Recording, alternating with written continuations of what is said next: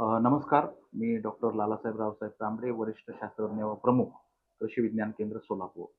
आपण पाहतोय की सध्या आंब्याला मोहर खूप मोठ्या प्रमाणावर लागलेला आहे. यावर्षी आपण पाहतोय की थंडी लांबल्यामुळं मोहराचं प्रमाण हे खूप मोठ्या प्रमाणावर लागलेलं आहे. पण हा जो मोहर आहे, हा मोहर गळण्याची शक्यता खूप मोठ्या प्रमाणावर आहे.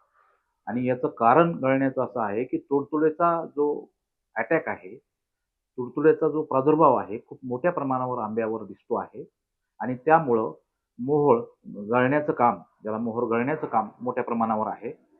तर आपण पाहतो की आंब्याची एक जी डहाळी असते, त्या डाळीवर एक आंबा लागला तरी आपण म्हणतो खूप मोठे आंबे लागले.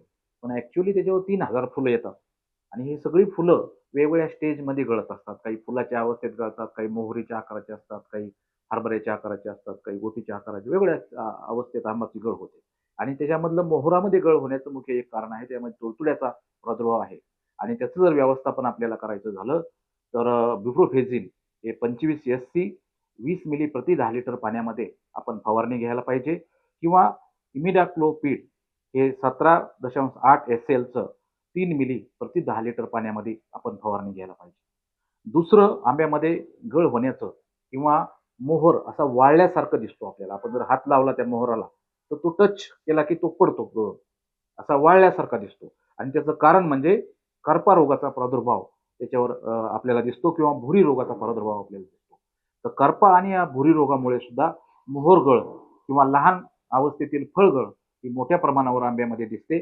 त्याचं व्यवस्थापन जर करायचं असेल, तर करपा रोगाच्या व्यवस्थापनासाठी आपल्याला अझॉक्झिस्ट्रोबिन नावाचं जे रसायन आहे, हे 23 एससीचं हे 10 मिली 10 लिटर पाण्यामध्ये आपल्याला वापरायचं आहे आणि भुरी जर रोग आपल्याला आंब्यामध्ये दिसला म्हणजे पांढरट आपल्याला झालेली दिसल्या, तर त्याच्यासाठी आपलं हेक्झाकोनाझोल 10 मिली 10 लिटर पाण्यामध्ये आपण फवारायचं आहे किंवा गंधक 80 वेटेबल सल्फर हे 20 ग्रॅम प्रति 10 लिटर पाण्यामध्ये आपण जर फवारलं, तर आंब्यामध्ये जो महत्त्वाची समस्या आहे, की जे काही मोहोरगळ असेल, लहान अवस्थेतले फळगळ असेल, याचं आपल्याला व्यवस्थापन करणं शक्य होईल आणि आपलं उत्पादन वाढवणं शक्य होईल.